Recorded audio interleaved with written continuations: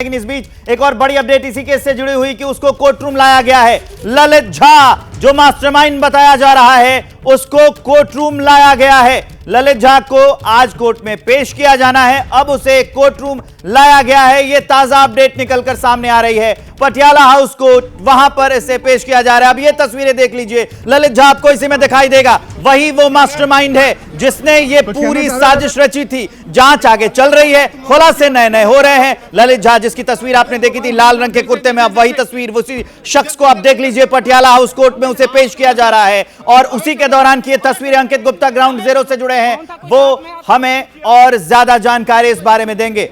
अंकित,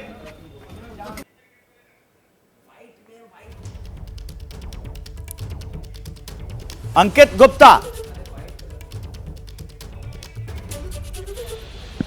जी बिल्कुल विवेक, आवाज आ रही है क्या? जी आ रही है, बताएं। ललित झा को कोर्ट में पेश कर दिया गया है और अभी जो है कोर्ट की तरफ से उसको एक वकील भी मुहैया कराया गया है, क्योंकि जो है उसका कोई वकील नहीं था। लिहाजा ये कोर्ट की एक प्रक्रिया होती है कि आरोपी को अगर उसका कोई वकील नहीं होता है तो कोर्ट वो वकील मुहैया कराती है। तो फिलहाल कोर्ट ने वकील मुहैया करा दिया गया है और अब दिल्ली पुलिस ललित झा को लेकर के जो उसकी जो रिमांड एप्लीकेशन है उसने कोर्ट के सामने रखी है और रिमांड की मांग की है।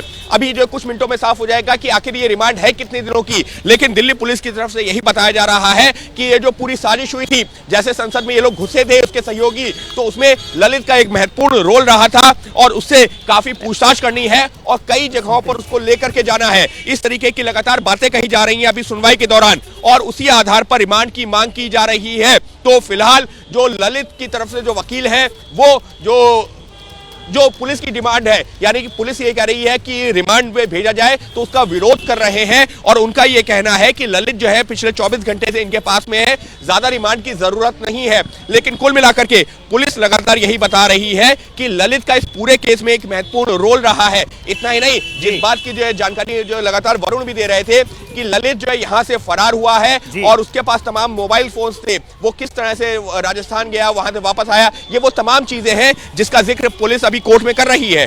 जी, और उसके बाद और आगे मामला सामने आए, कितने दिन की रिमांड मिलती है, क्या हुआ प्रक्रिया, सब कुछ आगे आपको बताएंगे। तो एक शख्स का नाम सामने आ रहा है, ललित झा। अब उसे ये खोजा जा रहा है, उसे ढूंढा जा रहा है। उसमें ये जानने की कोशिश हो रही है कि वो मास्टरमाइंड था या कोई सिर्फ मोहरा था। पूरी जानकारी हम आपको ललित झा के बारे में बताते हैं जो अभी कोर्ट में पेश किया जा रहा है। यही है वो ललित झा, मैं आपको बता रहा था, बिहार का रहने वाला है। एक एनजीओ से जुड़े होने का दावा है इसका। कोलकाता में ये टीचर था। बीजेपी ने जोड़ा टीएमसी से इसका कनेक्शन। बीजेपी लगातार कह रही है कि ये टीएमसी से जुड़ा हुआ है क्योंकि लॉकेट चैटर्जी सामने आई थी और उन्होंने ये कनेक्शन जोड़ दिया था। पूरे घटनाक्रम का मास्टरमाइंड ललित झा बताया जा रहा है। लेकिन अब बीजेपी ने उससे लेकर जो आरोप लगाए हैं वो बेहद चौंकाने वाले हैं, उस पर हम आएंगे। लेकिन अंकित गुप्ता के पास लिए चलेंगे आपको, उनके पास कोई बड़ी अपडेट है। अंकित, ओवर टू यू, बताइए क्या जानकारी है।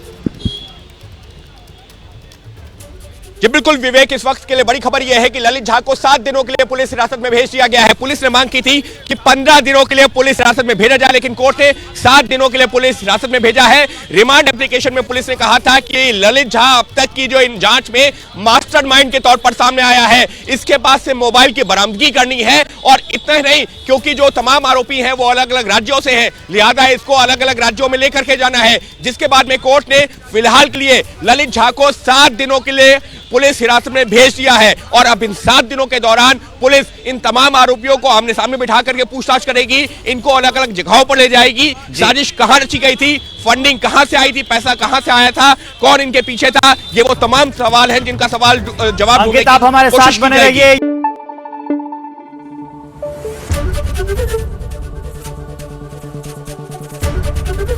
एबीपी न्यूज आपको रखे आगे।